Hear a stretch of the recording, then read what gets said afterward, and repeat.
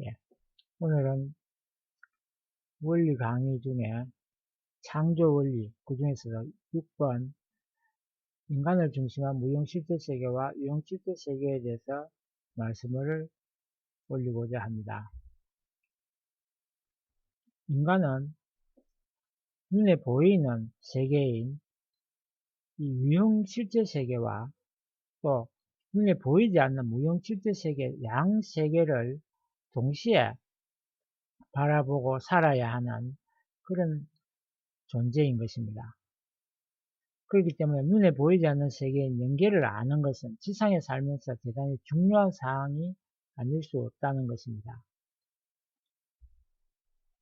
필요 세계는 무형실제 세계와 유형실제 세계, 양 세계를 다 가지고 있으며 하나님이 왜 이런 세계를 이중으로 창조를 하셨는가 하면 하나님 자신이 이성성상으로 계시고 또 그 이성성상을 닮은 인간을 본으로 하여 창조되었기 때문에 필요 세계에는 인간의 몸과 같은 유형실제 세계만 있는 것이 아니고 인간의 마음과 같은 무형실제 세계가 또 있습니다. 무형세계는 우리의 생리적인 오감으로는 감각할 수 없고 영적 오감으로만 감각할 수 있는 실제 세계입니다. 이 유형, 무형 두 세계를 합친 것을 천주라고 부릅니다.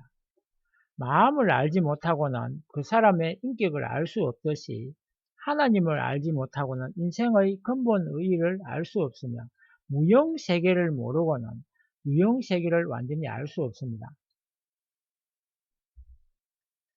다시 말씀드려서 하나님께서 성상, 형상으로 되어 있고 인간도 몸, 마음으로 되어 있습니다. 하나님께서 피조세계를 창조하신 데 있어서 하나님의 성상적인 세계, 형상적인 세계를 창조하신 것입니다. 하나님의 형상적인 세계가 바로 유형실제 세계, 우리가 오늘 육신이 먹고 살고 있는 자연계가 되는 것입니다. 그리고 하나님의 성상적인 세계가 또 있다는 것입니다. 우리 마음과 같은 세계로 그 세계를 연계라고 하며 또 무형실제 세계라고도 합니다. 보이지는 않습니다만 실제로 있는 세계라고 하는 것입니다. 자연계는 우리 육신과 똑같습니다. 그 다음에 무형실제 세계 연계는 우리 속사람인 영인체와 똑같은 세계, 우리 마음과 같은 세계입니다. 우리 자연계는 우리 몸과 같은 세계이기 때문에 시간과 공간의 제약을 받고 순간적인 한정적인 세계입니다. 자연계에는 영원한 것은 아무것도 없습니다.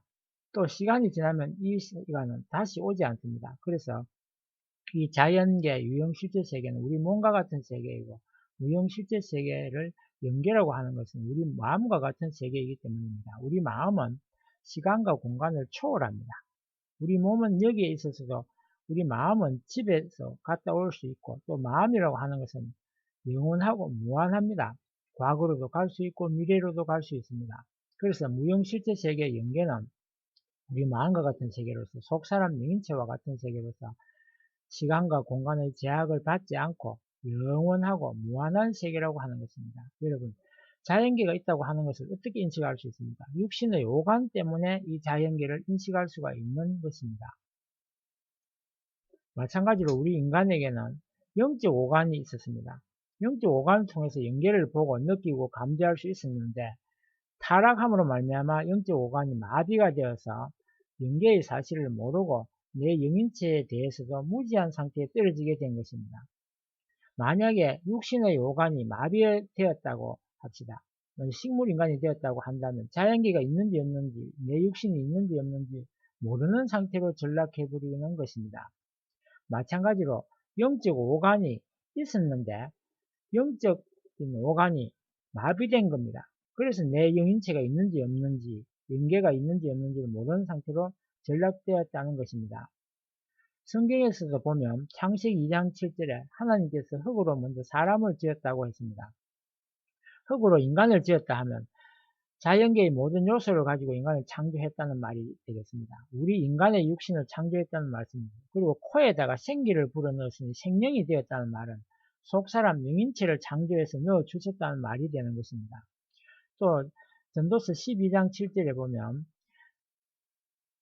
육신이라고 하는 것은 자연계의 흙과 물과 공기가 모여서 만들어진 것이 육신이고, 그래서 이 육신은 흙으로 돌아간다고 했습니다. 돌아가는데 흙으로 돌아가지 않습니까? 그런데 성경의 영은 그 주신 하나님에게로 돌아간다고 했습니다. 육신은 흙으로 돌아가고 영인체는 하늘나라로 돌아가신다고 라고 분명히 영인체가 있음을 말씀하고 있는 것입니다. 고린도후서 12장 1절에서 4절을 보면 영인체가 나타났을 적에 표현한 내용인데, 육신에 있는지 영 속에 있는지 잘 모르겠다는 내용으로서 분명히 영인체가 있음을 말하고 있다는 것입니다. 또 고린도전서 15장 44절 이하를 보게 되면 육의 몸이 있은즉 또 신령한 몸이 있다고 했습니다. 이 영인체가 분명히 있다고 말씀을 하고 있는 것입니다. 우리 인간은 분명히 육신만 있는 것이 아니라 속 사람인 영인체가 있고, 또 육신이 흙으로 돌아가면 그 영인체는 그 순간에 분리되어서 영계에 들어가서 영생을 하게 된다는 사실입니다.